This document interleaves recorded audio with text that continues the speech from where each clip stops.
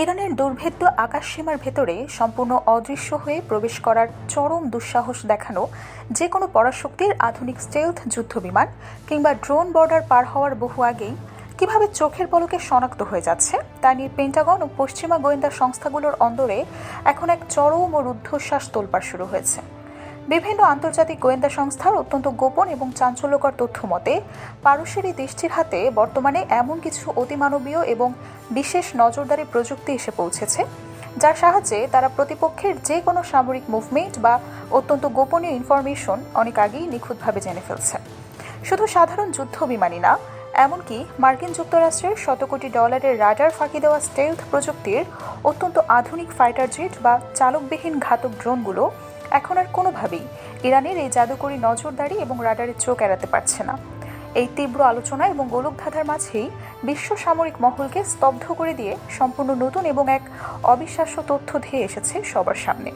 কয়েকটি অত্যন্ত নির্ভরযোগ্য আন্তর্জাতিক প্রতিবেদনে সুনির্দিষ্টভাবে উল্লেখ করা হয়েছে যে ইরানের মেঘাচ্ছন্ন আকাশে মাটি থেকে প্রায় 9 কিলোমিটার বা তারও বেশি এক অবিশ্বাস্য উচ্চতায় সম্পূর্ণ অস্বাভাবিক ও অদ্ভুত ধরনের একটি রহস্যময় বিমানকে একটানা চক্কর কাটতে ও উঠতে দেখা গেছে। আকাশের বুক চিরে উড়ে চলা এই রহস্যময় বিমানটি দেখতে কিন্তু বর্তমান যুগের কোনো সাধারণ যাত্রীবাহী বিমান কিংবা প্রচলিত কোনো আধুনিক যুদ্ধ বিমানের মতো মোটেও ছিল না। এর অদ্ভুত দানবীয় আকার, ডানার গঠন এবং আকাশে ওড়ার সম্পূর্ণ ভিন্নধর্মী ধরন দেখে বিশ্বের বাঘা বাঘা সামরিক বিশ্লেষক এবং সমরবিদরা অত্যন্ত জোরালোভাবেই ধারণা করেছে যে এটি সাধারণ কোনো আকাশযান না, অ্যারোস্পেস প্রযুক্তির কোনো অলৌকিক সৃষ্টি না, বরং এটি হয়তো কোনো মহাশক্তিশালী বিশেষ নজরদারি বিমান বা একটি অত্যন্ত বিপজ্জনক সাইপ্লেন। তবে এই রহস্যময় উড়ন্ত দানবটি আসলে ঠিক কোন দেশের তৈরি, এর ভেতরে ঠিক কী ধরনের ধ্বংসাত্মক কারিগরি প্রযুক্তি রয়েছে কিংবা এর আসল অপারেশনাল কাজ কী, এসব অত্যন্ত সংবেদনশীল বিষয়ে এখন পর্যন্ত কোনো দেশই নিশ্চিত এবং দাপ্তরিক কোনো তথ্য প্রকাশ করেনি। কিন্তু পশ্চিমা প্রতিরক্ষা মহলের বেশ কিছু প্রতিবেদনে এই রহস্যের পর্দা কিছুটা উন্মোচন করে ইহাকে সাবেক সোভিয়েত ইউনিয়নের বিখ্যাত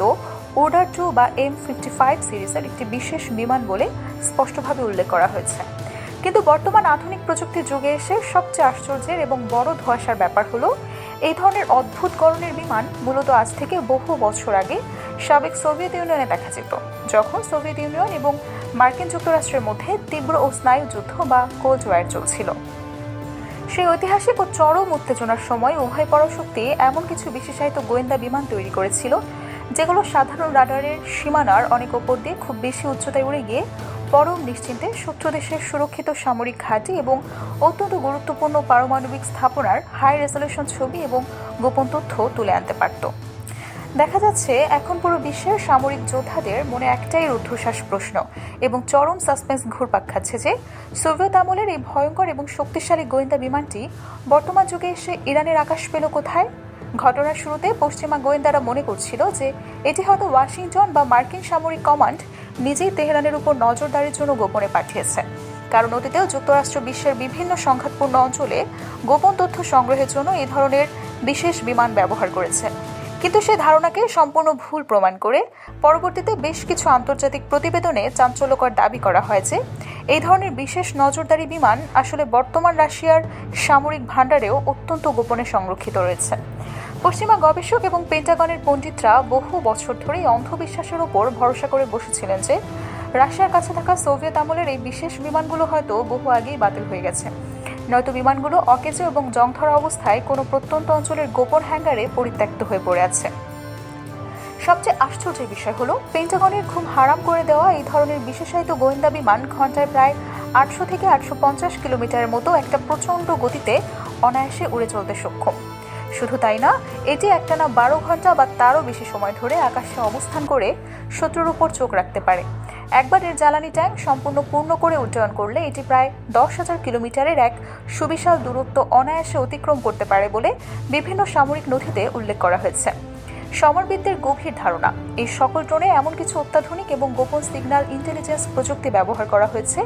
যা মহাকাশে থাকা যে কোনো সামরিক স্যাটেলাইটের গোপন সিগন্যালকে মুহূর্তের মধ্যেই ডিকোড বা উন্মোচন করতে পারে। অর্থাৎ এর রেঞ্জের মধ্যে থাকা শত্রু দেশের যে কোনো ধরনের ডিজিটাল কমিউনিকেশন সিগন্যাল বা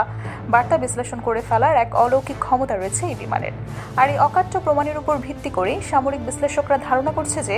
ইরানের আকাশে দেখা যাওয়া এই বিমানটি মূলত তারা তাদের পরম মিত্র রাশিয়ার কাছ থেকেই গোপনে উপহার হিসেবে পেয়ে থাকতে পারে, কারণ এই ঘটনার মাত্র কয়েক মাস আগেই ইরান সাগরের কাছাকাছি আন্তর্জাতিক জলসীমায় চীনের অত্যন্ত আধুনিক এবং শক্তিশালী রাডার এবং ইলেকট্রনিক নজরদারি জাহাজ দেখা দিয়েছিল। তবে স্পর্শকাতর ভূরাজনৈতিক বিষয়ে ইরান বা রাশিয়া কোনো দেশই এখন পর্যন্ত আনুষ্ঠানিকভাবে বা খোলামেলা কোনো কিছুই প্রকাশ করেনি। তবে রুশ প্রেসিডেন্ট ভ্লাদিমির পুতিন যখন এক দেশ থেকে অন্য দেশে আকাশপথে যাতায়াত করে, তখন সাধারণত তার বিশেষ বিমানবহরের ঠিক কয়েক হাজার ফুট উপরে এই ধরনের নজরদারি বিমানের উপর উপস্থিতি লক্ষ্য করা যায়, যা মূলত পুতিনের প্রতিদিনের বিমানবহরের নিরাপত্তা রুট এবং সামগ্রিক আকাশপথের উপর কড়া নজর রাখে। কারণ এই ধরনের গোয়েন্দা বিমান আকাশপথের কয়েক হাজার কিলোমিটার দূর থেকেই ধেয়ে আসা যে কোনো ড্রোন, যুদ্ধ বিমান বা ব্যালিস্টিক ক্ষেপণাস্ত্রকে অত্যন্ত দ্রুত শনাক্ত করে মুহূর্তের মধ্যেই কমান্ড সেন্টারে আগাম তথ্য পাঠিয়ে দিতে পারে, যেটা দেখা যায় অনেকাংশেই খুব নির্ভুল।